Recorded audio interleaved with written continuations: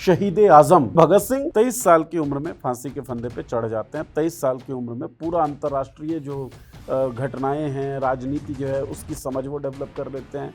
Trigger क्या था उस लड़के के लिए? जो चिट्ठी लिखी है अंत में, अंतिम चिट्ठी है, उसमें उन्होंने लिखा है, हवा में रहेगी मेरे ख्याल की बिजली, ये मुश्ते खाक है फानी, रहे रहे न रहे। आज होते भगत सिंह तो कहाँ होते? आज होते तो वो यूएपीए के तहत जेल में होते। भगत सिंह जिन प्रश्नों को उठा रहे थे, उन प्रश्नों को उठाने वाले वो मोदी सरकार की नजर में देशद्रोही। भारत फिलहाल साम्राज्यवादी ताकतों के साथ दिखता है, कम से कम उनका विरोध करने की हिम्मत तो नहीं जुटा पा रहे। जो लोग भी शासक वर्ग है वो नहीं चाहता कि भगत सिंह के विचारों पर बात हो।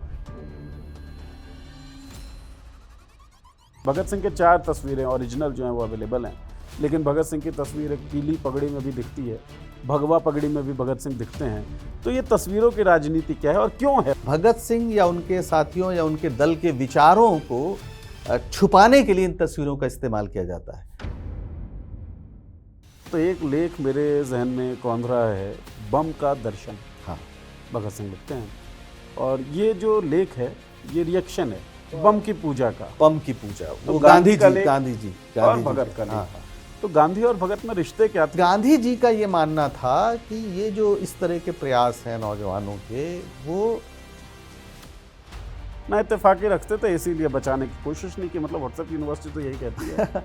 गांधी जी अगर उनको बचाने के लिए कोई कोशिश करते तो भगत सिंह गांधी जी को गद्दार करते। उन्होंने कहा कि मुझे फांसी न दो, मैं राजनीतिक कैदी हूं, युद्ध चल रहा हमारे और आपके बीच में, तो मुझे गोली से उड़ाओ हम लोगों को। क्यों नहीं मानी गई है? अरे भाई, उससे पूरा इकोसिस्टम ये बात भी कह रहा है ना कि भगत सिंह जेल में थे, कोई मिलने तक नहीं गया। सावरकर नहीं गए थे मिलने, नेहरू तो गए थे मिलने। भगत सिंह ने कहा कि उनको हमारी ओर से धन्यवाद कहिएगा। वो 2 नाम कौन थे? एक थे सुभाष चंद्र बोस, दूसरे जवाहरलाल नेहरू। उसी दौर में पानी पीने का संघर्ष डॉक्टर अम्बेडकर कर रहे थे, तो क्या भगत उन सवालों पर मौन थे?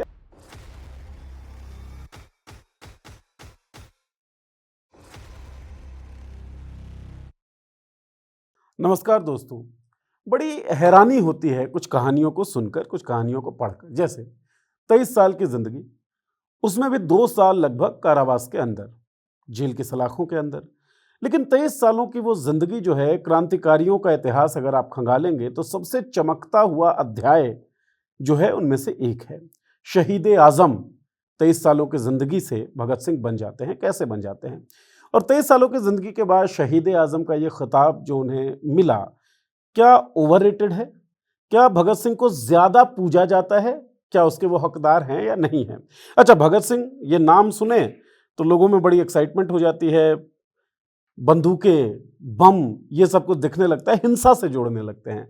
लेकिन कुछ लोगों को मैंने सुना, बल्कि मेरे यूनिवर्सिटी में प्रोफेसर थे, वो कहते थे कि भगत अगर जिंदा रहते तो अहिंसा के पथ पर वो चलते। पेरियार साहब कहते हैं कि भगत सिंह की जो शहादत है वो पूरे विश्व को शांति का मार्ग दिखाएगी। तो भगत सिंह शांति का मार्ग दिखा रहे थे, भगत सिंह अहिंसक थे, भगत सिंह हिंसक थे। बहुत सारी बातें हैं भगत सिंह के ऊपर जो की जा सकती हैं। एक बात और, भगत सिंह की कुल 4 ओरिजिनल तस्वीरें हैं, लेकिन ज्यादातर तस्वीरें जो हमें दिखती हैं वो या तो पीली पगड़ी पहने हुए भगत सिंह की दिखती है, या भगवा कपड़े पहने हुए भगत सिंह की दिखती है, भगवा पगड़ी पहने हुए भगत सिंह की।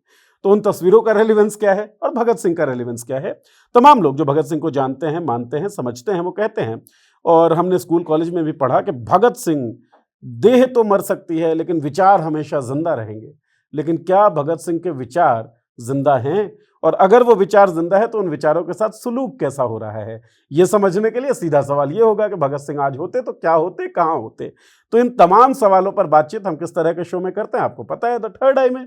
तो द थर्ड आई के इस नए एपिसोड में भगत सिंह से जुड़ी कहानियों पर और भगत सिंह से की प्रासंगिकता पर हम लोग बातचीत करेंगे डॉक्टर पंकज श्रीवास्तव जी के साथ। बहुत बहुत स्वागत सर आपका। शुक्रिया नीरज। तो जियो पॉलिटिक्स में बहुत कुछ घट रहा है। भगत सिंह 23 मार्च 1931 शहीद हुए, राजगुरु सुखदेव भी फांसी पर चढ़े देश के लिए। आज होते भगत सिंह तो कहाँ होते? इसी सवाल से शुरू कर लेते हैं। तो आज होते तो वो यूएपीए के तहत जेल में होते। भगत सिंह जिस प्रश्नाकुलता के साथ जिन प्रश्नों को उठा रहे थे, उन प्रश्नों को उठाने वाले लोग आज जो भी हैं, वो मोदी सरकार की नजर में देशद्रोही है। भगत सिंह बम गोली बारूद नहीं है। भगत सिंह सिर्फ देश पे मर मिटने वाले एक नौजवान का नाम नहीं है। भगत सिंह ने ये सिखाया था, आजादी के पहले ये आह्वान किया था कि हम कैसा देश बनाना चाहते हैं। और इस मामले में भगत सिंह सबसे जुदा हैं कि उन्होंने अपने स्वप्न को सूत्रबद्ध किया। और जो उनका अंतिम संदेश है, जब उनसे प्राणनाथ मेहता ने पूछा, जब उन्हें फांसी लगने वाली थी उसके कुछ घंटे पहले वो गए थे, उनकी किताब उन्होंने मंगाई थी रिवोल्यूशनरी लेनिन, तो वो लेकर गए थे। वो प्राणनाथ मेहता ने पूछा कि आपका कोई संदेश देश के लिए, तो उन्होंने कहा कि 2 संदेश, इनकलाब जिंदाबाद और साम्राज्यवाद का नाश हो। इनकलाब जिंदाबाद ये नारा इस देश में गली गली गूंजा, तो उसके पीछे भगत सिंह की कुर्बानी थी। भगत सिंह ने जो पूरा अपने अदालत में जब मुकदमा चल रहा था उस दौरान जो बातें कही थी, जिस तरह से व्याख्या की थी उन्होंने अपने आंदोलन की, HSRA के मूवमेंट की, और इनकलाब का मतलब समझाया था, वो साफ उन्होंने कहा था कि हमारी लड़ाई पूंजीवाद से है। हम साम्राज्यवाद के सिर्फ एक स्वरूप को नष्ट नहीं करना चाहते कि अंग्रेज यहां से चले जाएं। उनका बड़ा मशहूर वाक्य है कि इस बात से कोई फर्क नहीं पड़ता कि लॉर्ड इरविन की जगह पुरुषोत्तम दास या तेज बहादुर बैठ जाए, हमारी लड़ाई तब तक जारी रहेगी जब तक शोषण के हर प्रकार का अंत नहीं हो जाता। और अगर आप उनकी पूरी विचार यात्रा देखें, उनके लेख पढ़ें, तो बहुत स्पष्ट है। जो आज जिस तरह से, आज चूंकि आज की हम बात कर रहे हैं, जिस तरह से वो सांप्रदायिक शक्तियों के खिलाफ जबरदस्त संघर्ष की बात करते थे, सांप्रदायिक दंगे और उनका इलाज, उनका लेख है जो कीर्ति में छपा। कीर्ति में ही ज्यादातर उनके लेख छप रहे थे उस समय, जो 1928 के आसपास सोहन सिंह जोश जो एक बड़े साम्यवादी क्रांतिकारी थे, उनकी पत्रिका थी पंजाबी में, उसमें वो लिखा करते थे। या जो उन्होंने अछूतों के बारे में लिखा, जिसमें आह्वान किया, सोचिए उस समय, कि असली सर्वहारा तुम ही हो, तुम संगठित होकर अपने अधिकारों के लिए संघर्ष करो। एकदम रेडिकल आह्वान। वैसा आह्वान हमको पूरे आज़ादी की लड़ाई में उस तरह से नहीं मिलता है जिस तरह से भगत सिंह कहते हैं दलितों के लिए। उस समय अछूत शब्द चलता था, तो उन्होंने अछूत प्रश्न पर पूरा एक लेख लिखा है और उसमें साफ कहा है कि इस देश को बनाने वाली असली शक्ति आप ही लोग हैं। आप संगठित होइए और अपने अधिकार मांगिए। और उसमें भी उन्होंने कहा है कि पूंजीवाद आपका दुश्मन है, पूंजीवाद से लड़ना है, सिर्फ अंग्रेज से लड़ने की बात नहीं। तो भगत सिंह, इसीलिए आपने शुरू में जो शहीद आजम की बात कही गई, सारे शहीद सम्मानित हैं, उनके प्रति हमें बहुत आदर है, सम्मान है। भगत सिंह इसलिए शहीद आजम हैं कि उन्होंने पूरा जो क्रांतिकारियों का स्वप्न था उसको स्थापित किया कि हम सिर्फ बंदूक की लड़ाई नहीं लड़ रहे हैं, हम किसी को मारने की लड़ाई नहीं लड़ रहे हैं, हम सिर्फ बम नहीं फेंकना चाह रहे हैं, हम एक ऐसा समाज बनाना चाह रहे हैं जिसमें किसी का भी शोषण नहीं होगा, सबको अधिकार, उनका जो हक है एक मनुष्य के रूप में, जो उनकी मानवीय गरिमा है, जो श्रम का मूल्य है, वो उन्हें मिले। और आप जानते हैं कि मतलब इस बात को आज कोई भी भगत सिंह का नाम ले लेता है, पर भगत सिंह जिसका नाम लेते थे वो थे लेनिन, व्लादिमीर इलियच लेनिन, रूसी क्रांति के नायक। और उन्होंने साफ कहा था कि हम भारत में बोल्शेविक क्रांति करना चाहते हैं, यानी जैसे रूस में क्रांति हुई और मजदूरों का राज आया, वैसे ही भारत में मजदूरों का, किसानों का या उत्पादन की शक्तियों के हाथ में देश जाए, इसके लिए हम संघर्ष कर रहे हैं। जब उनका मुकदमा चल रहा था तो लेनिन दिवस आया, तो उसमें उन्होंने जो थर्ड इंटरनेशनल, जो कम्युनिस्ट इंटरनेशनल था, उसके लिए बाकायदा एक संदेश वहाँ पे अदालत से जज के सामने पढ़ा और कहा इस तार को आप भिजवाइए। और इनकलाब जिंदाबाद का नारा लगाते हुए, साम्राज्यवाद के नाश का नारा लगाते हुए वो अदालत में आए, जो उस समय पूरी रिपोर्टिंग हुई उसकी। तो भगत सिंह एकदम स्पष्ट थे। भगत सिंह की वजह से जो HRA था, यानी हिंदुस्तान रिपब्लिकन आर्मी, क्या एसोसिएशन, आर्मी तो जो लोग थे वो आर्मी थे, बाकी संगठन एसोसिएशन था, उसका नाम बदल के हिंदुस्तान सोशलिस्ट रिपब्लिकन एसोसिएशन बना, HSRA, यानी समाजवाद लाना। उस पूरी क्रांतिकारी धारा का लक्ष्य हुआ।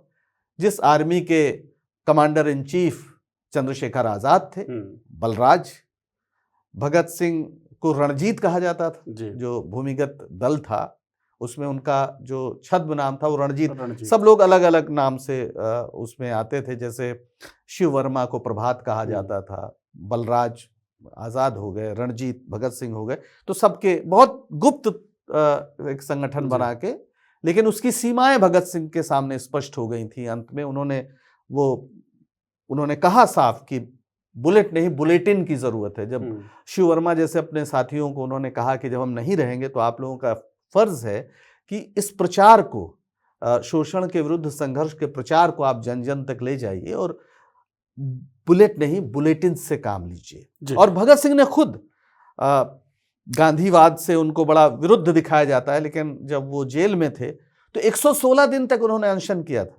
राजनीतिक कैदियों को उनको मान्यता देने के लिए, उनको सुविधाएं देने के लिए, जिसमें जतीन दास 63 दिन की अनशन के बाद इनकी मृत्यु हो गई थी और भगत सिंह ने 116 दिन तक अनशन किया था, लगभग 4 महीने। इसी घटना का उदाहरण देते हुए हमारे जो प्रोफेसर थे जिनका जिक्र मैंने किया भूमिका में, वो कहते थे कि सोच के देखो, कोई हिंसक आदमी अनशन करेगा अपनी मांगों के लिए, वो भी जेल के अंदर, वो हो ही नहीं सकता। तो विचार की ही बात हो रही थी और इसीलिए पहला सवाल मैंने ये लिया ताकि विचार जो हैं वो एक बार स्टेब्लिश हो जाए कि भगत के विचार थे क्या। पंकज जी, साम्राज्यवाद का नाश हो, ये भगत सिंह के जीवन का एक लक्ष्य, जैसा आप मान सकते हैं कि लक्ष्य था उनका वैचारिक। भारत फिलहाल साम्राज्यवादी ताकतों के साथ दिखता है, कम से कम उनका विरोध करने की हिम्मत तो नहीं जुटा पा रहे, ये बात तो जाहिर है। हमारी संप्रभुता हमने गिरवी रख दी, ऐसा साफ लगता है। गिरवी रख दी है। तो ब्रिटानी हुकूमत के दौरान 23 मार्च 1931 को भगत सिंह को फांसी चढ़ा दिया जाता है।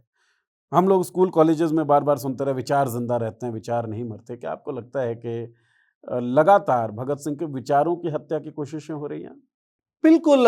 कम से कम जो लोग भी शासक वर्ग है वो नहीं चाहता कि भगत सिंह के विचारों पर बात हो, भगत सिंह की मूर्ति बने। भगत सिंह ने अपने जीवन में जो जिन विचारों पर वो चले, जिन विचारों का प्रसार चाहते थे, आप देखिए कोई उन पर बात नहीं करना चाहता, क्योंकि वहां पर आप बात करेंगे तो फिर समस्या हो जाएगी। और जो लोग भी सवाल उठाते हैं, आप देखिए मौजूदा हमारी जो सरकार है वो किस तरह से उन्हें देशद्रोही करार देती है। तमाम नौजवान, चाहे जेएनयू के हैं, चाहे दिल्ली यूनिवर्सिटी के हों, जब भी वो सवाल उठाते हैं, सरकार के खिलाफ बात करते हैं, जब भी वो कहते हैं कि मनुवाद का नाश हो, वो तुरंत देशद्रोही करार दिए जाते हैं। जबकि भगत सिंह का पूरा लेखन यही सब है। भगत सिंह जो पूंजीवादी शोषण का चक्र है उसको तोड़ने के लिए इस देश के मजदूरों और किसानों को संगठित करना चाहते थे। आज आप पूंजीपतियों के खिलाफ कुछ बोलिए, आपको बताया जाएगा कि आप देश के खिलाफ। आपने कीर्ति का जिक्र किया, कीर्ति में लगातार भगत सिंह लेख लिख रहे थे जी। और लेख वो लिख रहे थे जो उनका वैचारिक लक्ष्य था, लिख पा रहे थे, वो छप रहा था। आज की तारीख में तो ये बात है, एक पॉलिटिक्स शो में मैंने वो पूरा शो भी किया था, राकेश रंजन जो हमारे कार्टूनिस्ट हैं, कार्टून बनाई जाती है, फैक्ट बेस्ड कार्टून बनाई जाती है और उसको हटवा लिया जाता है क्योंकि सरकार की तरफ से आदेश आता है। बहुत सारे ट्विटर हैंडल जो हैं उनको एकदम से ब्लॉक करवा दिया गया है, जो सरकार की आलोचना करते हैं, सरकार से सवाल पूछते हैं। तो ब्रिटानी हुकूमत में भगत सिंह जैसे जो क्रांतिकारी थे, क्योंकि लगातार जितने भी हमारे स्वतंत्रता सेनानी रहे वो लिख रहे हैं, छप रहे हैं, वो लोगों को अपना मैसेज दे पा रहे हैं। आजकल तो मैसेज पहुंचाना ही मुश्किल हो गया है। ये बड़ी मतलब हम लोगों के लिए अफसोस की बात है कि हम पिछले 10-11 सालों से ऐसी सत्ता को देख रहे हैं जो विरोध की आवाज के लिए कोई स्थान ही छोड़ने को तैयार नहीं है। हम सब पत्रकारिता में रहे, लंबे समय तक अखबार में रहे, टीवी में रहे, और हम लोगों के लिए एक ही चीज़ सबसे ज़्यादा हमें प्रशंसा मिलती थी जब हम किसी सरकार के किसी गलत फैसले के खिलाफ कोई स्टोरी करते थे, किसी बड़े अधिकारी के खिलाफ कोई स्टोरी करते थे, तो हमें तो पहचान ही नहीं आता कि ये कैसा आज पत्रकारिता हो रही है। उस समय भगत सिंह ने क्यों गिरफ्तारी दी, ये हमें जानना बहुत महत्वपूर्ण है। वो 8 अप्रैल 1929 की बात है। उन्होंने बम फेंके और वो बम ऐसे थे जिससे किसी को चोट नहीं लगने वाली थी। केंद्रीय असेंबली में जहाँ विट्ठल भाई पटेल सभापति के रूप में थे, वहाँ पर जिन्ना भी थे, मदन मोहन मालवीय भी थे, वहाँ पर मोतीलाल नेहरू भी थे। मसला ये था कि जो 2 बिल थे, एक इंडिया सेफ्टी एक्ट था और दूसरा था इंडस्ट्रियल डिस्प्यूट एक्ट, जहां पर वो पूरी तरह से हड़ताल, मजदूरों को हड़ताल के अधिकार, इस सबको बहुमत नहीं था सरकार का फिर ये हुआ कि वहाँ वायसराय की सहमति से, उनके हस्ताक्षर से इन्हें कानून बना दिया जाए। जैसे ही उसकी घोषणा हुई उन्होंने बम फेंके और उसके साथ पर्चे जिसमें वही साम्राज्यवाद का नाश हो और ये सारी बातें, इनकलाब जिंदाबाद, अपने क्या वो चाहते हैं, HSRA क्या चाहता है, ये सब उन्होंने उसमें लिखा। अपने को गिरफ्तार कराया। क्यों कराया? जबकि ये एक बहुत बड़ी ट्रेजेडी थी, भगत सिंह जैसे व्यक्ति को गिरफ्तार होना और उनको उनकी फांसी होना लगभग तय थी, क्योंकि सैंडर्स हत्याकांड भी था जिसमें वो जुड़ा हुआ था पूरा मसला। पार्टी ने जो उनकी मीटिंग जब हुई HSRA की, तो उसमें और दूसरे लोगों के लिए तय किया गया था कि ये लोग जाके वहाँ बम फेंकें, चूंकि उससे किसी को नुकसान नहीं होगा तो सजा हो जाएगी। लेकिन सुखदेव आए बाद में। सुखदेव उस मीटिंग में थे नहीं, वो भगत सिंह के, वो भी पंजाब से ही थे। तो उन्होंने भगत सिंह को ये ताना मारा कि तुम चूंकि, जिसका अर्थ ये था ताने में, सीधा मैं कहूं कि तुम किसी से प्रेम करते हो और तुम खुद नहीं जा रहे हो, तुम किसी और को भेज रहे हो, तो ये नेताओं का गुण नहीं है ये, मतलब। और तुम्हारे लिए भी वैसा ही लिखा जाएगा जैसा एक जज ने भाई परमानंद के लिए लिखा था, जो क्रांतिकारी थे, लेकिन उनके बारे में ये था कि वो दूसरों के को आगे बढ़ते थे, खुद पीछे रहते थे। हाँ। तो तुम्हारी ये बड़ी वो होगी, इससे बदनामी होगी भविष्य में। तो भगत सिंह ने दोबारा मीटिंग बुलाई। बहुत वो कांप गए। हालांकि लोगों का कहना था कि भगत सिंह को हम नहीं छोड़ सकते हैं। भगत सिंह और चंद्रशेखर आजाद, ये दो लोग ऐसे थे जिन्हें हर हाल में बचा के रखना है, यही पूरी पार्टी का विचार था। लेकिन जब सुखदेव ने ये बात कही तो भगत सिंह ने फिर तय कर लिया कि हम तो अब जाएंगे, और उन्होंने दोबारा मीटिंग बुलाई और उसमें तय किया कि हम जाएंगे और बटुकेश्वर दत्त जाएंगे। और इसलिए जाएंगे, उन्होंने जो कहा कि जब अदालत में हमारी बात होगी तो हम वकील नहीं करेंगे, हम अपनी पैरवी खुद करेंगे और हम इस बहाने पूरे देश को बताएंगे कि हम क्या चाहते हैं, और वो अखबारों में छपेगा। और एग्जैक्टली यही हुआ जी। जब वो आते थे तो वो सारी बातें जो ये लोग कहते थे वो अखबारों में छपती थी और लोगों के बीच एकदम वो तूफान मच जाता था। वो इतना ज्यादा उससे घबराहट हुई ब्रिटिश गवर्नमेंट को कि बाकायदा उन्होंने एक नया कानून बना के ये तय किया कि इन लोगों को अलग एक ट्रिब्यूनल बनाया जाए और उसमें इनको अदालत आने की जरूरत नहीं है। अब ये एक बहुत ही मतलब अजीब बात थी जिसपे काफी विरोध लोगों ने किया। यहाँ तक कि मोहम्मद अली जिन्ना ने इसके खिलाफ बड़ी लंबी तकरीर की कि भाई ये क्या है कि आप, उसके पहले था कि आपकी सुनवाई जब होगी, आप मुकदमा चलेगा, आप मौजूद रहेंगे। तो बाकायदा एक एक्ट बनाया और उसके तहत एक अलग ट्रिब्यूनल बना के कि इनको आने की जरूरत नहीं है और हम वो करेंगे। तो इस लेवल पे वो घबरा गए थे। लेकिन सोचिए उस समय फिर भी इतना था कि अखबारों में लगातार उनकी बातें छपती थी और सरकार कुछ कर नहीं पा रही थी, क्योंकि उसे भी कानून के तहत ही चलना होता था, कम से कम दिखावा उसे करना था। और उन्होंने तय कर लिया था कि भगत सिंह को फांसी देनी है, क्योंकि भगत सिंह ने जो सैंडर्स की जो हत्या हुई थी, अब वो एक सरकारी अधिकारी था, एक डिप्टी सुपरिटेंडेंट ऑफ पुलिस था। हालांकि ये लोग मारना स्कॉट को चाहते थे, जिसने आदेश दिया था लाला लाजपत राय पर लाठीचार्ज की। अब ये भी बड़ी दिलचस्प बात है कि लाला लाजपत राय इन लोगों को बेरोजगारों का गुट मानते थे। कह रहे इनको 50-50 रुपया दो तो ये सब नौकरी कहीं लगवा दो तो ये सब शांत हो जाएंगे। बहुत ही खराब राय थी लाजपत राय की इन लोगों के प्रति, और ये लोग भी लाजपत राय से काफी वैचारिक संघर्ष में ही जाते थे। लेकिन चूंकि वो एक बड़े राष्ट्रीय नेता थे तो उनकी मौत का बदला इन लोगों ने लिया जिनसे उनकी वैचारिक सहमति बिल्कुल भी नहीं थी, क्योंकि एक राष्ट्र के एक बड़े नेता पर आक्रमण था। तो इन्होंने कहा कि हम उसका बदला लेके अंग्रेजी सत्ता पर एक तरह से चोट करेंगे। तो फिर वही हुआ, फिर सैंडर्स को इन लोगों ने मारा और फिर उसके बाद तो पूरी कहानी है। लेकिन उसमें लोग पकड़े नहीं गए थे, पकड़े गए जब खुद भगत सिंह गए, और इसीलिए गए कि उनकी बात, जो आपका सवाल है कि उनकी बात लोगों तक पहुंचे। आज तो जो लोग भी आंदोलनकारी हैं उन्हें सरकार कह देती है देशद्रोही हैं या ये आतंकवादी हैं, और उनकी कोई बात अखबार छापता तक नहीं है। और तमाम लोग आप देख रहे हैं इस देश में जो मानवाधिकारों के लिए संघर्ष करने वाले हैं, जो न्याय की बात करने वाले हैं, वो बिना जमानत 5-5 साल 6-6 साल जेल में पड़ते हैं। और उसमें प्रोफेसर्स हैं, उसमें यूथ हैं, स्टूडेंट हैं, सभी आप देख लें। एग्जैक्टली भगत सिंह की जो शहादत होती है, वो पूरा मुकदमा, जान बचाई जा सकती थी भगत सिंह की, इसको लेकर बहुत सारी चीज़ें व्हाट्सएप यूनिवर्सिटी पे चलती हैं, उन सभी मिथ्स पे भी हम लोग बात करेंगे, क्या क्या बात चलती है। लेकिन पहले एक बात बताइए, क्या भगत सिंह थोड़ा बहुत 23 साल के लड़के ही थे उस वक्त, कंफ्यूज भी दिखते हैं? क्यों पूछ रहा हूँ मैं ये आपसे?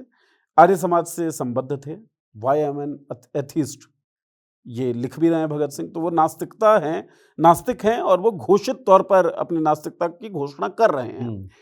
आर्य समाज से ताल्लुक भी रख रहे हैं। लाला लाजपत राय जो आर्य समाज के थे, उनकी हत्या का वो बदला भी ले रहे हैं। साम्यवादी विचारधारा के पोषक थे, मतलब साम्यवादी विचारधारा को वो मानते थे, लेकिन कांग्रेस के साथ भी दिख रहे हैं वो आंदोलनों में। कंफ्यूज थे क्या कि जहां से जो भी मिलेगा उसमें शामिल होकर हम अपने लक्ष्य की प्राप्ति करें? आप बहुत छोटे थे तो अंडरवियर पहन के ऐसे घूमते थे, आज पैंट शर्ट पहने तो आप कंफ्यूज हैं क्या? और एक यात्रा होती है। शुरू में वो एक सिख परिवार में पैदा हुए, लेकिन वो ऐसा सिख परिवार था जो आर्य समाजी, काफ़ी उनके पूरे परिवार में आर्य समाज का बड़ा प्रभाव था। और वो जाहिर है शुरू में आर्य समाज के उसमें स्कूल में भी पढ़े और उन्होंने अध्ययन किया, लेकिन उनके अंदर बहुत ज़्यादा प्रश्नाकुलता थी और दुनिया की जो लेटेस्ट ज्ञान विज्ञान की पुस्तकें हैं उसको वो पढ़ते थे और इसी में उनका लगातार विकास होता है। शुरू में वो अगर आर्य समाज के प्रभाव में रहे होंगे और ज़्यादातर क्रांतिकारी उन्हीं आर्य समाज के स्थापित कॉलेजेस, स्कूलों में, डीएवी में ख़ास तौर पर पढ़कर निकले हैं ये। और आर्य समाज एक स्तर तक तो आपको तार्किक बनाता ही है, सुधारवादी। हाँ, सुधारवादी की मूर्ति पूजा बेकार है और एक ही ईश्वर है, उसकी पूजा करो, निराकार की बात वो करते हैं। लेकिन फिर वो चाहते हैं वहीं पे वो रुक जाए। लेकिन भगत सिंह जैसे लोग आगे बढ़ जाते हैं। तो आगे बढ़ते बढ़ते वो चूंकि ईश्वर की संकल्पना पे लगातार विचार करते रहे, पढ़ते रहे, समझते रहे, तो जो उनका लेख जिसका आपने जिक्र किया, मैं नास्तिक क्यों हूँ, और ये लेख उन्होंने अपने मतलब जेल में अपनी शहादत से कुछ समय पहले ही लिखा, क्योंकि एक बाबा रणधीर सिंह थे जी। तो उन्होंने कहा कि तुम अब वो भी जेल में थे, स्वतंत्रता सेनानी थे, तो उन्होंने कहा कि अब तुम मतलब कम से कम ईश्वर पर अपना विश्वास जता दो, मरने जा रहे हो, तुम्हें स्वर्ग मिलेगा वगैरह वगैरह। तो उन्होंने कहा कि ऐसा मैं बहुत सोच समझ के जानता हूँ कि मेरे मृत्यु के साथ सब कुछ समाप्त हो जाएगा, कोई दूसरा जन्म नहीं होता है, कोई दूसरी दुनिया नहीं है, कोई परलोक नहीं है। ये मैं लंबे समय से मैंने अपने विचार को इसमें वो किया है। आज अगर ऐसा मैं मानता हूँ तो मैं कायर ही हूँ, ऐसा बिल्कुल नहीं है। तो उन्होंने कहा तुम अहंकारी हो, तुम बहुत अहंकारी हो, तुम्हारी प्रसिद्धि हो गई है इसलिए तुम अहंकारी हो गए। तो इसके जवाब में उन्होंने पूरा वो लेख लिखा और उसमें जो उन्होंने तर्क दिए उन तर्क का आज भी कोई जवाब नहीं है। उन्होंने कहा कि अगर किसी ईश्वर ने ये दुनिया बनाई है तो किस लिए बनाई है? क्या जो बच्चे मर रहे हैं, जो छोटे छोटे बच्चे भूख से तड़प के मर रहे हैं या युद्धों में मर रहे हैं, बमों से मर रहे हैं, बारूद से उड़ाए जा रहे हैं, वो किस लिए? क्या ये लीला है? आनंद के लिए, अपने आनंद के लिए कोई ऐसा कर रहा है? तो उसमें कहते हैं कि भाई नीरो ने तो अपने क्षणिक आनंद के लिए कुछ लोगों को मरवाया था और उसका हम कितनी निंदा करते हैं। रोम जल रहा था और नीरो बांसुरी बजा रहा था। तो ये तो नीरो है कि चंगेज खां, ये कैसा ईश्वर है? इसकी कैसे पूजा हो सकती है?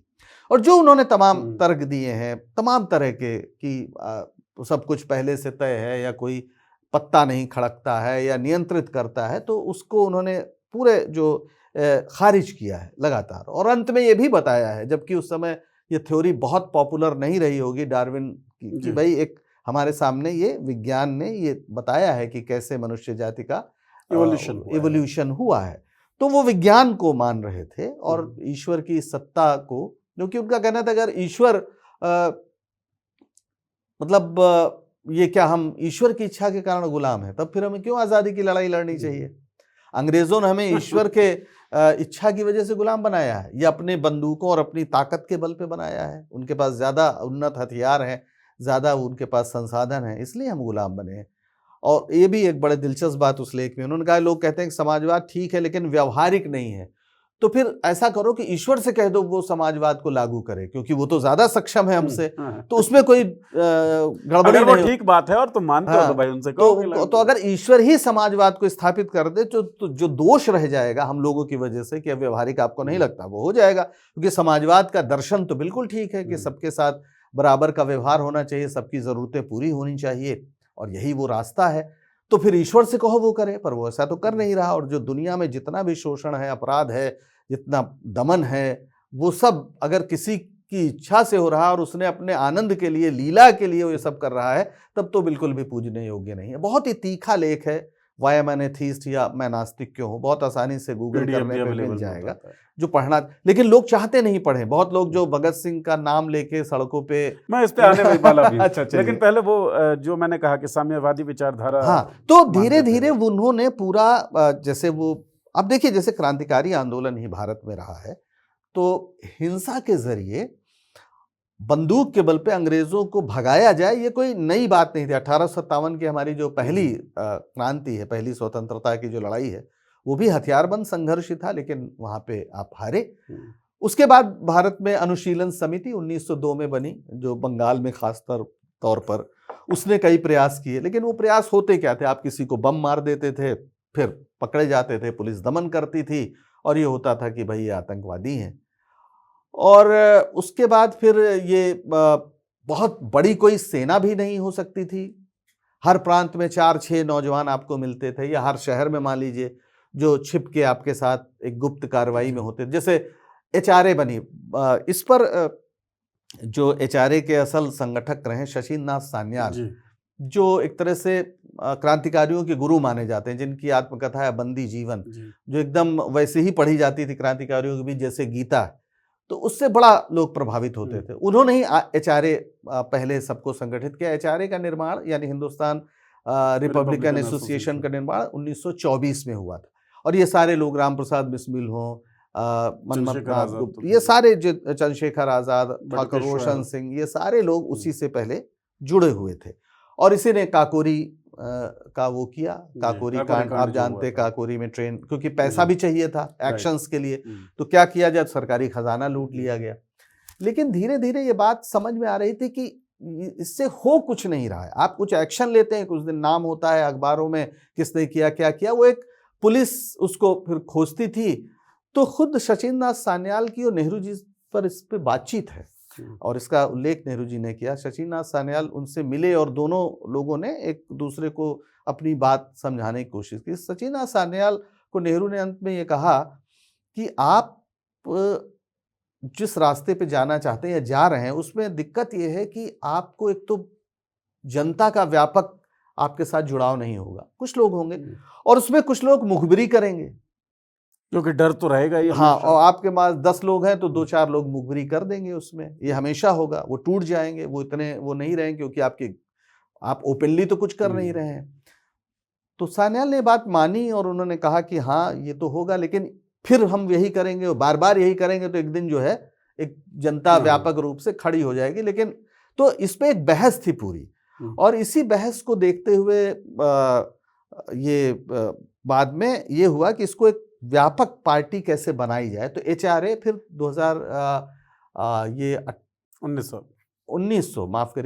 1928 की सितंबर की बात है, जब यही फिरोज शाह कोटला के खंडहरों में दिल्ली में ये सारे क्रांतिकारी इकट्ठा हुए, और उन्होंने उस पार्टी को बदल के HSRA बनाया। भगत सिंह का उसमें बड़ा रोल था कि हिंदुस्तान सोशलिस्ट रिपब्लिकन एसोसिएशन उसका नाम किया गया, HSRA बन गई वो। और ये तय हुआ कि अब हमारा लक्ष्य जो है वो सिर्फ आज़ादी पाना नहीं है, किसी अंग्रेज को मारना नहीं है, बल्कि समाजवादी भारत के निर्माण हमारा असली लक्ष्य है कि भारत एक समाजवादी देश कैसे बने, हम इसका प्रचार करेंगे, इसके आधार पर हम एक संघर्ष में उतरेंगे। लेकिन ये सही है कि ये सबको समझ में आ गया था कि हमारे पास हथियार भी बहुत ज्यादा नहीं है, लोग भी ज्यादा नहीं है, और जो नेहरू जी ने कहा तो बिल्कुल सही साबित हुआ कि मुखबिर जयगोपाल और हंसराज बोहरा, जो दोनों HSRA के ही वो थे, क्रांतिकारी दल में थे, इन लोगों ने मुखबिरी की, गवाही दी। मुखबिरी तो चंद्रशेखर आजाद के खिलाफ की गई, वीरभद्र तिवारी वो भी HSRA का ही सदस्य था, तो मुखबिरी की गई, और मुखबिरी के जरिए सब लोग मार दिए जाते थे। बहुत ज्यादा इनके पास न संसाधन थे, हथियार भी नहीं थे, तो अल्टीमेटली सिर्फ एक रोमांच पैदा होता था, जनता के बीच एक रोमांच पैदा होता था, कुछ दिनों में वो समाप्त हो जाता था।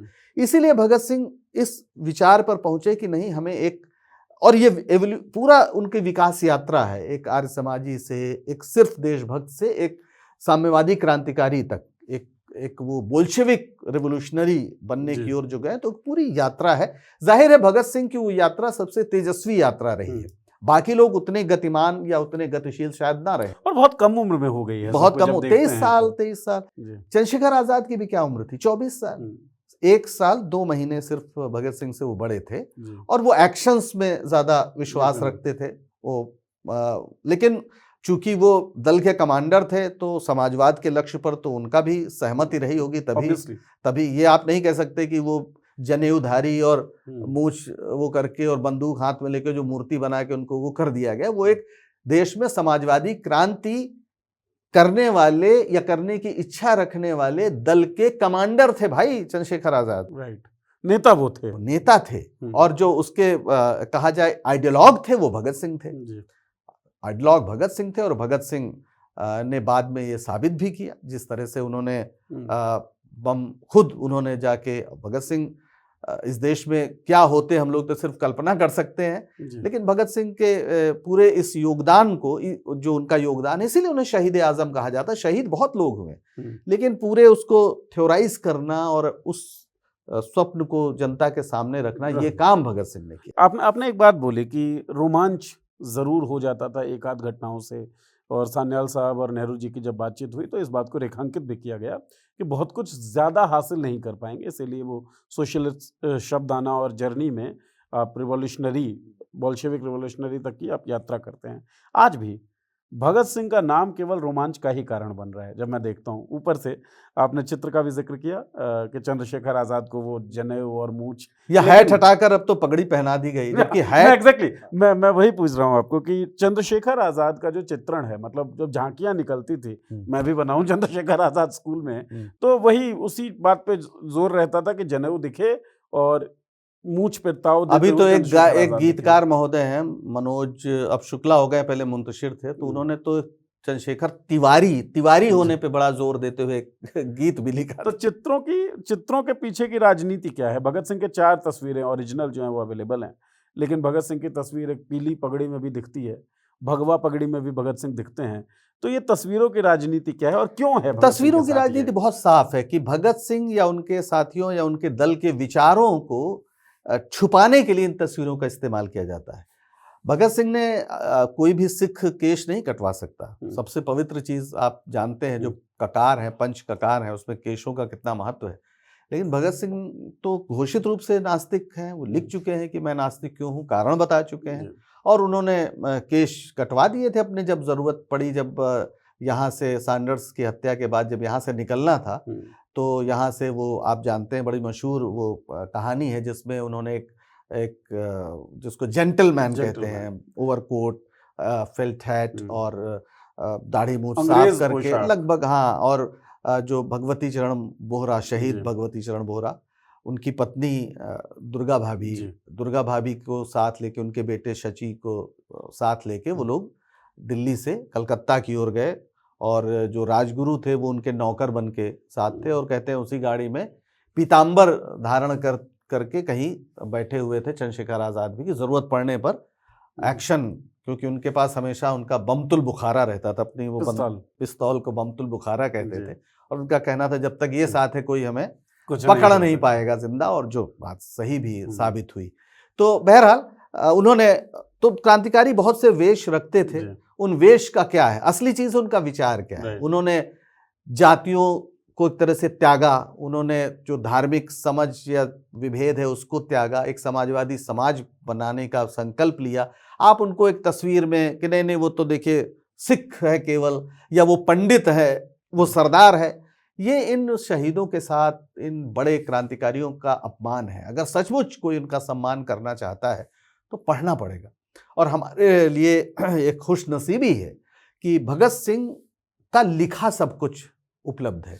भगत सिंह पर लिखा नहीं, भगत सिंह का अपना लिखा, भगत सिंह और उनके जो साथियों के दस्तावेज हैं वो सब उपलब्ध हैं बड़ी आसानी से। आजकल के नेताओं की डिग्री नहीं मिलती, उस टाइम के नेताओं की डिग्री ना भी हो तो भी लिखते पढ़ते। डिग्री क्या थी, डिग्री तो पढ़ने का किसी को मौका ही नहीं मिला। मेरा ख्याल है भगत सिंह भी अपना ग्रेजुएशन कंप्लीट नहीं कर पाए, कर भी नहीं सकते, लेकिन लिखते पढ़ते थे, और दुनिया भर की लिखते नहीं साहब, वो कीर्ति में तो लिखते थे। वो उसके पहले वहाँ बीच में वो कानपुर में रहे, उन्होंने कानपुर में गणेश शंकर विद्यार्थी के अखबार प्रताप में बाकायदा काम किया, बलवंत नाम से वहाँ लिख रहे थे वो।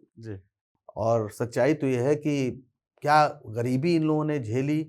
भगत सिंह अखबार बेचने का भी काम करते थे, हॉकर का काम किया उन्होंने कानपुर में ही, और वहीं छुप के रहते। तो गणेश शंकर विद्यार्थी तो अद्भुत व्यक्ति थे। एक तरफ भगत सिंह उनके साथ थे, दूसरी तरफ गांधी जी के भी, वो कांग्रेस के वो स्टेट प्रेसिडेंट थे। जब नमक आंदोलन हुआ तो यूपी तब संयुक्त प्रांत था, तो संयुक्त प्रांत के डिक्टेटर गणेश शंकर विद्यार्थी थे। तो अपने उस समय की पत्रकारिता आप देख लीजिए, ऐसे भी पत्रकार थे, और आज की पत्रकारिता देख लीजिए।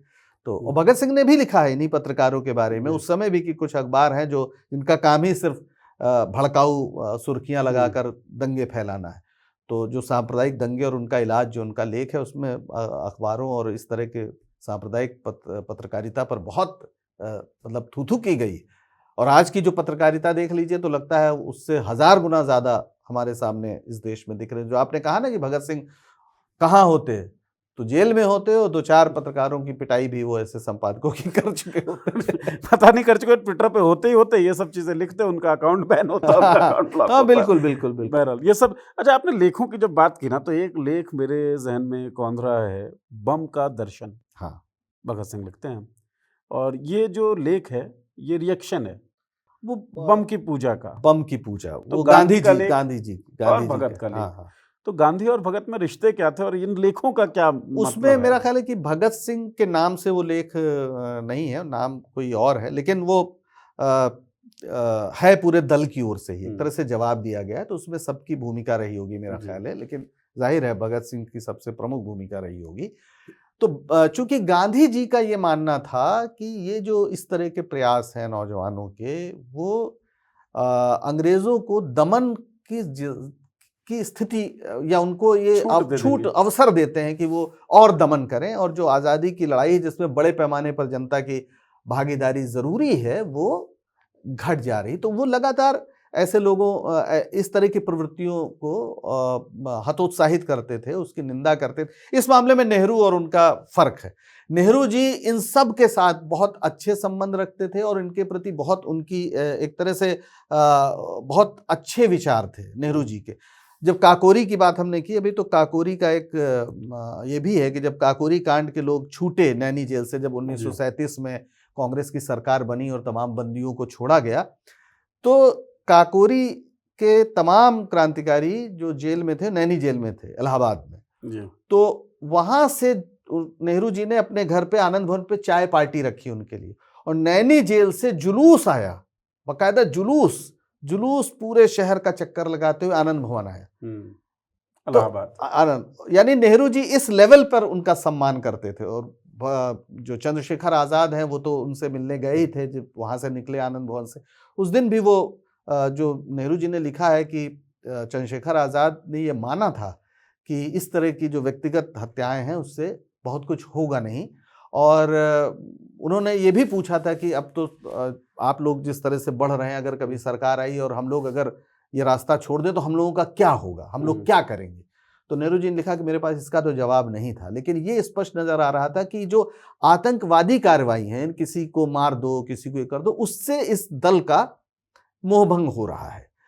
तो जाहिर सी बात है उसके पीछे भगत सिंह की बहुत बड़ी भूमिका रही है कि जिसने इस दल के लोगों को, HSRA को वैचारिक ये समझ दी कि व्यक्तिगत जो कुछ एक्शन है, किसी बम फेंक दो, किसी को मार दो, उससे देश में परिवर्तन नहीं होगा। हमें बड़े लक्ष्यों की ओर समर्पित होना है, और वो बड़ा लक्ष्य है समाजवाद का निर्माण, इस देश में मजदूरों और किसानों की लड़ाई। ठीक है, आपने नेहरू की बात की, हम गांधी के सवाल। हाँ, तो गांधी, मैं वही कह रहा हूँ कि गांधी का, लेकिन गांधी लगातार लिखते थे। उन्होंने एक बम की पूजा, एक जब वायसराय पर बम फेंका गया था, तो मेरा ख्याल मैं भूल रहा हूँ, शायद इरविन पर ही, तो उस पर उन्होंने बम की पूजा एक आर्टिकल लिखा जिसमें इस तरह की हिंसा के इस रास्ते का उन्होंने बड़ा विरोध किया।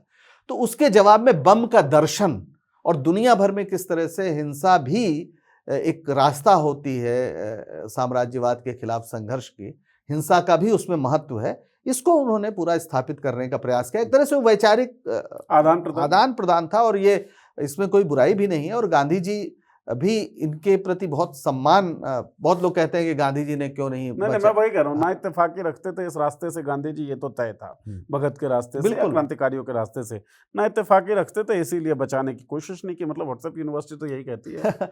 देखिए, पहली बात तो गांधी जी ने बचाने की कोशिश नहीं की, ये ऐसी बात है।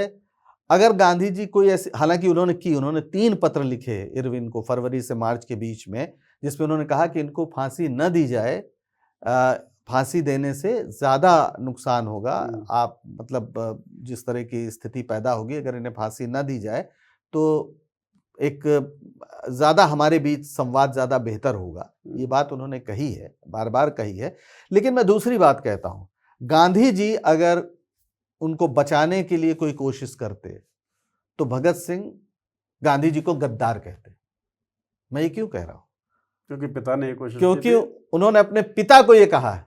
जब सरदार किशन सिंह ने कोई अर्जी दी और उन्हें पता चला तो उन्होंने कहा कि मैं आज इतने क्रोध में हूं कि मैं कहीं सभ्यता की सीमा लांघ न जाऊं। अगर कोई और व्यक्ति ऐसा करता तो मैं उसे गद्दार कहता। आपके लिए मैं यही कहूंगा कि आपने एक इम्तिहान के समय बहुत बड़ी कमजोरी दिखाई है। तो भगत सिंह तो फांसी पे चढ़ना ही चाहते थे।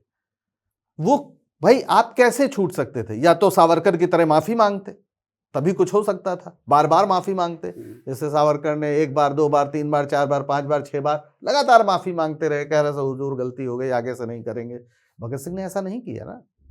सावरकर ने कहा कि हम इस रास्ते में भटक गए हैं, लेकिन भगत सिंह अपने रास्ते को लेकर तय थे, यही रास्ता है। उन्होंने कहा कि मुझे फांसी न दो, मैं राजनीतिक कैदी हूं, युद्ध चल रहा हमारे और आपके बीच में, तो मुझे गोली से उड़ाओ हम लोगों को। आखिरी इच्छा जाहिर की। हाँ, उनकी ये आखिरी इच्छा थी कि हम लोग नहीं मानी गई है। अरे भाई, उससे वो और उनका कद बड़ा हो जाता, फिर ये मान लिया जाता, अंग्रेज मानने को मजबूर हो जाते कि हम इनके साथ युद्धरत थे। ये तो एक वैचारिक मसला भी था ना।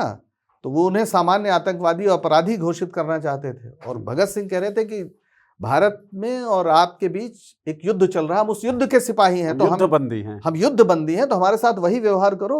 उस समय जो होता था कि अपना फायरिंग स्क्वाड लाओ और हमें गोलियों से उड़ा दो, हमें फांसी क्या देना चाहते हो? तो भगत सिंह इस मामले में बहुत क्लियर थे। तो गांधी जी ने वार्ता में बार बार ये बात कही, और बाद में बल्कि जो शोक प्रस्ताव है वो भी गांधी जी की ओर कांग्रेस के कराची अधिवेशन में पेश हुआ, जिसे नेहरू जी ने पढ़ा। तो ये कहना कि गांधी जी इनके प्रति, इन लोगों के प्रति लगाव नहीं रखते थे, बिल्कुल गलत है। लेकिन गांधी जी ने अपने लिए भी कभी कोई छूट नहीं मांगी। गांधी जी जितनी बार जेल गए, गांधी जी का सिद्धांत अलग था। उन्होंने कहा कि मैंने ये अपराध किया है, क्या सजा है आपकी किताब में कानून की, तो आप मुझे वो सजा दीजिए।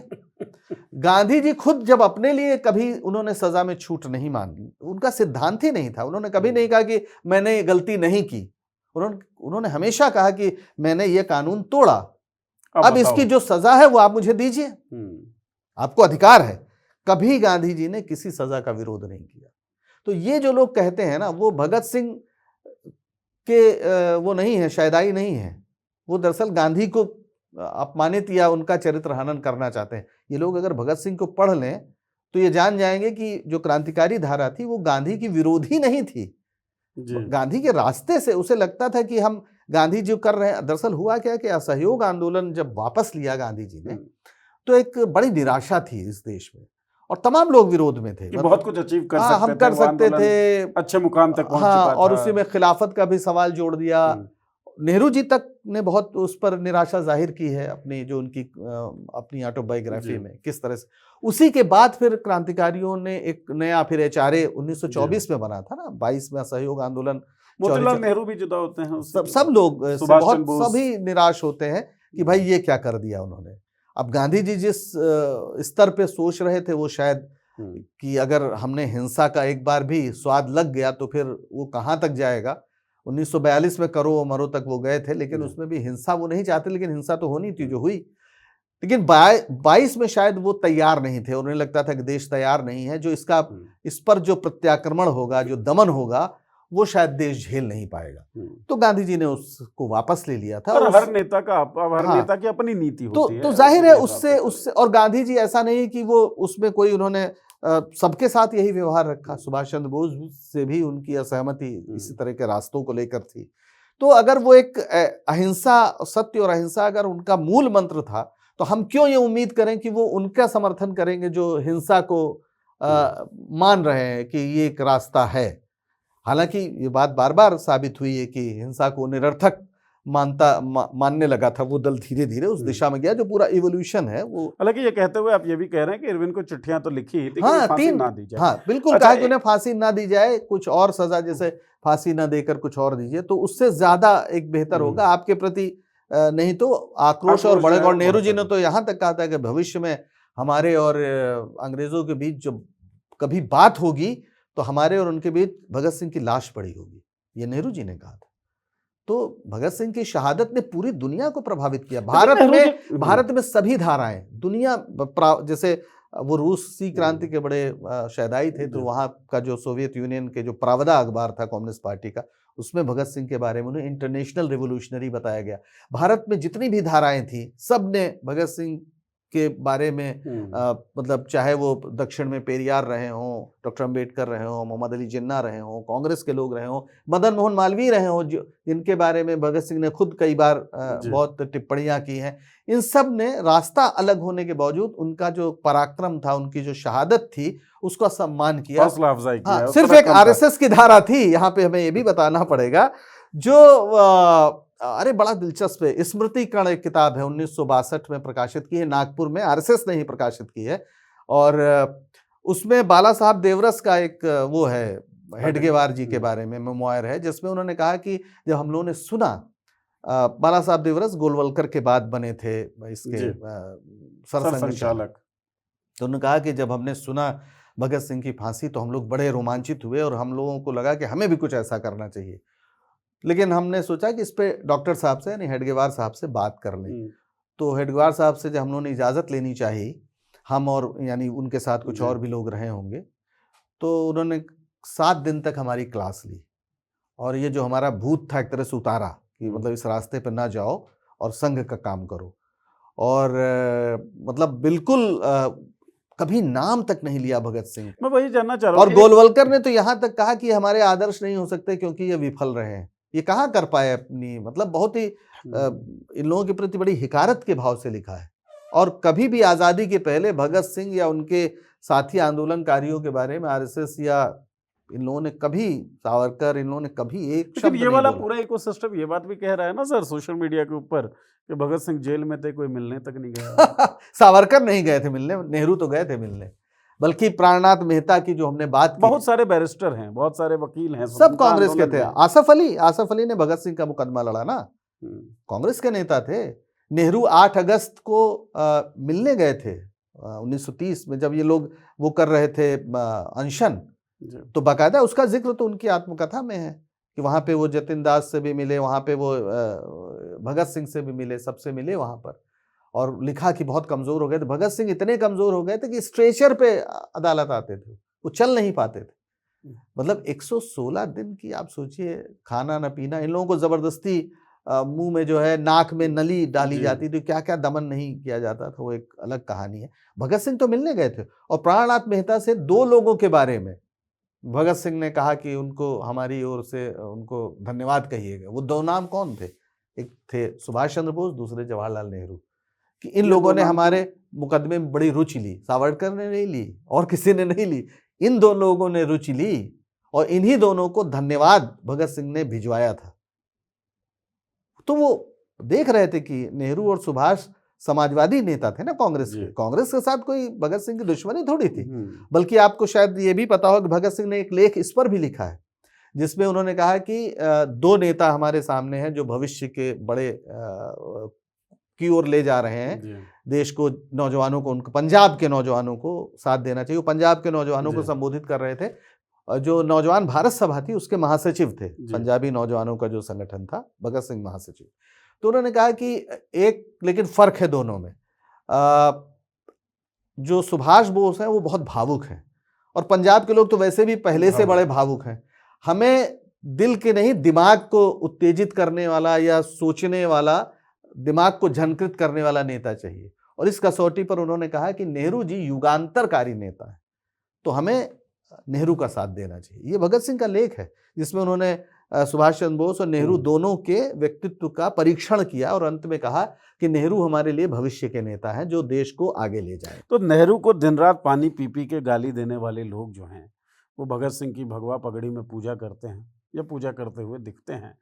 ये कौन सा रास्ता ढूंढने की कोशिश कर रहे होते हैं? मैंने कहा ना, ये उस पगड़ी और उस तस्वीर के जरिए भगत सिंह के पूरी रचना, भगत सिंह का जो पूरा विचार है उस पर पर्दा डालना चाहते हैं, उसको दफना देना चाहते हैं। जो लोग भगत सिंह की पूजा करने की बात करते हैं उनसे कहिए कि भाई भगत सिंह को पढ़ तो लो, इनकलाब जिंदाबाद का मतलब तो समझो, साम्राज्यवाद के नाश का मतलब तो समझो। जब आदमी पूंजीवाद के खिलाफ संघर्ष की बात कर रहा है, और साम्राज्यवाद और कुछ नहीं, पूंजीवाद की चरम अवस्था है। आज हम देख रहे हैं दुनिया में क्यों अमेरिका बम बरसा रहा है ईरान पर, वो पूंजीवादी कारण ही तो है, पूंजीवाद ही तो है जो यहाँ तक पूरी दुनिया को ले गया है। तो भगत सिंह तो शुरू से इस बात को कह रहे थे और आप उनकी पूजा कर रहे हैं केवल। तो पूजो नहीं, पढ़ो। भगत सिंह पूजने की नहीं, पढ़ने की चीज है। बल्कि कोई भी क्रांतिकारी, कोई भी महापुरुष आप पूजने लगते हैं, आप महदूद कर देते हैं। नहीं, पूजने से आप उसको भगवान बना देते हैं और फिर आप उसके बारे में ना कुछ जानते हैं ना आप उससे आगे बढ़ते हैं। पूजने पढ़ने में ये भी होता है ना कि जहां भगत सिंह ने छोड़ा है आप उससे आगे ले जा सकते हैं। क्योंकि भगत कोई चीज अंत तो किसी यात्रा की होती नहीं। भगत सिंह को भी बहुत कुछ मिला था, जैसे मैंने कहा ना, उसके पहले अनुशीलन समिति थी या और भी जो पुराने क्रांतिकारी थे वो सब थे। उस यात्रा में भगत सिंह शामिल हुए थे और फिर उसको लेकर वो एचआरए को एचएसआरए बनाया उन्होंने।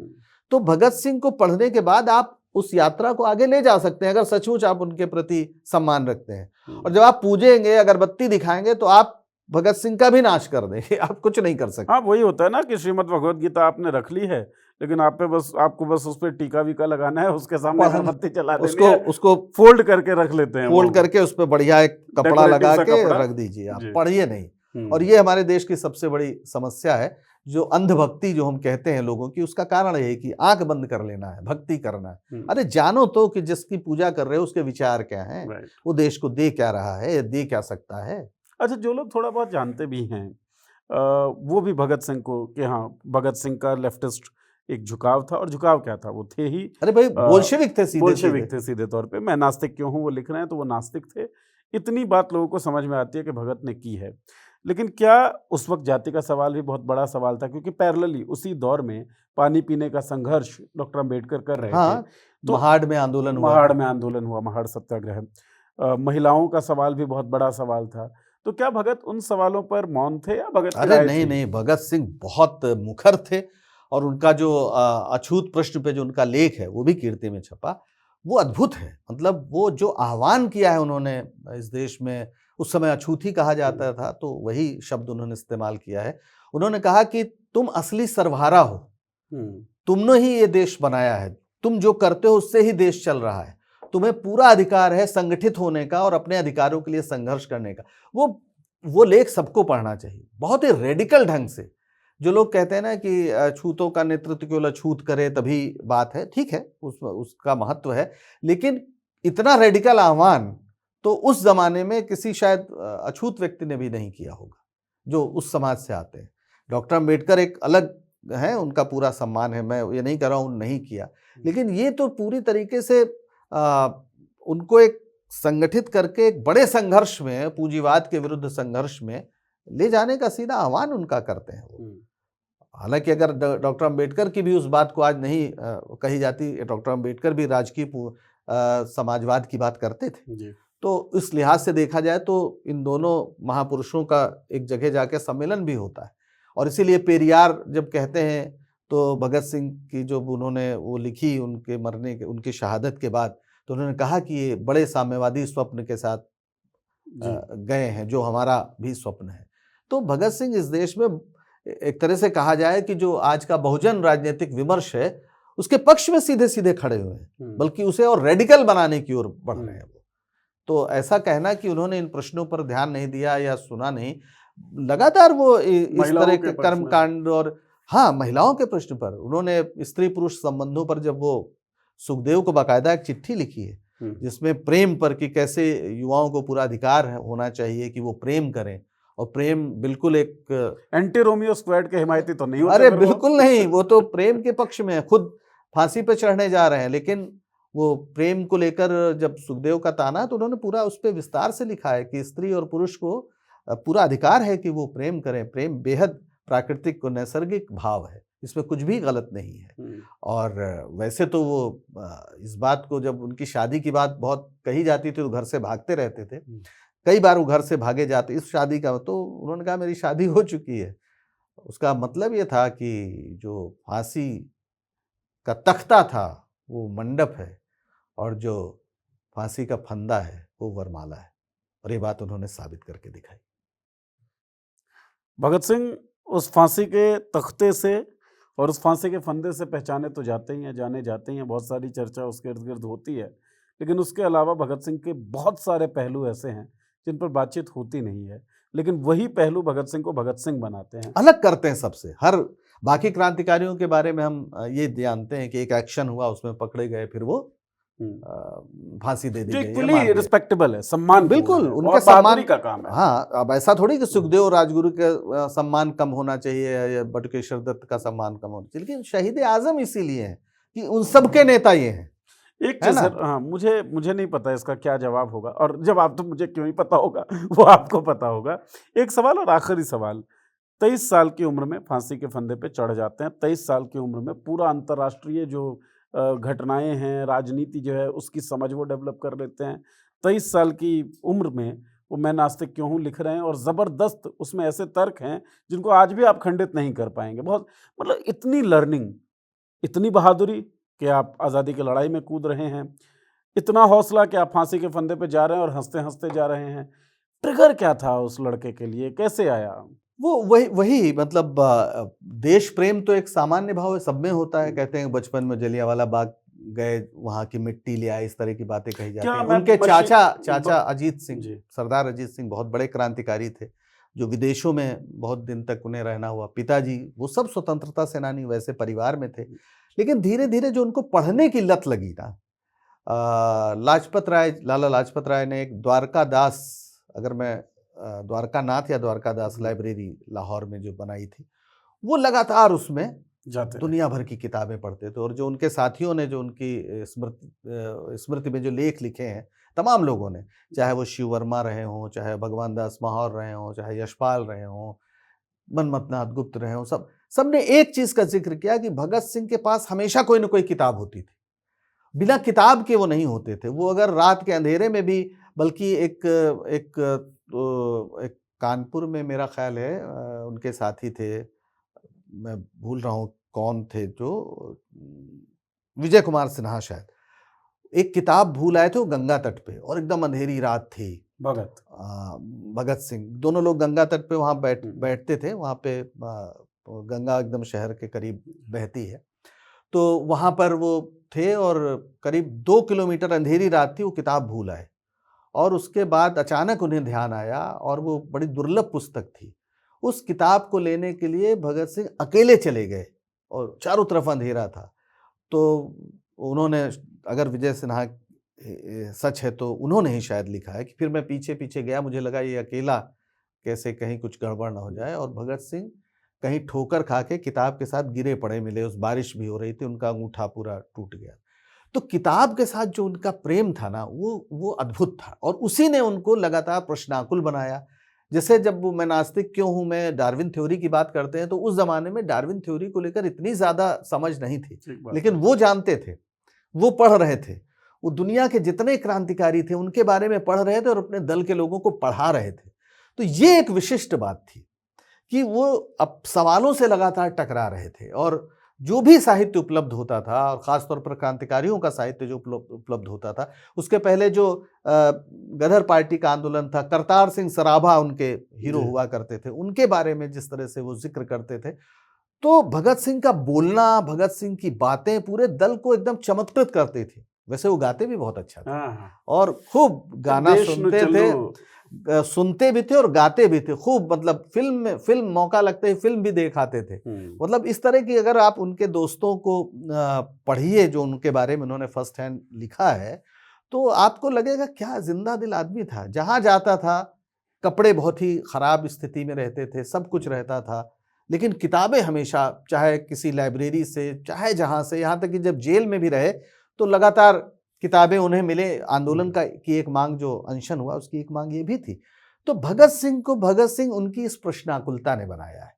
और जिस समाज में प्रश्नाकुलता खत्म हो जाती है या प्रश्न करने की आज़ादी नहीं होती है, वो फिर ठहर जाता है, वो फिर पतित हो जाता है। मैं तो ये भी है ना कि प्रश्नाकुलता अगर आपके मन में होगी, और प्रश्न करने की आज़ादी खत्म होगी, तो आप उस प्रोसेस के खिलाफ खड़े होंगे। बिल्कुल। और आज आज़ादी हासिल करेंगे। आज समस्या यही है कि हमारे देश में प्रश्न करने की आज़ादी नहीं है, या उस पर चोट की जा रही। जो लोग प्रश्न करते हैं उन्हें देशद्रोही बताया जा रहा है।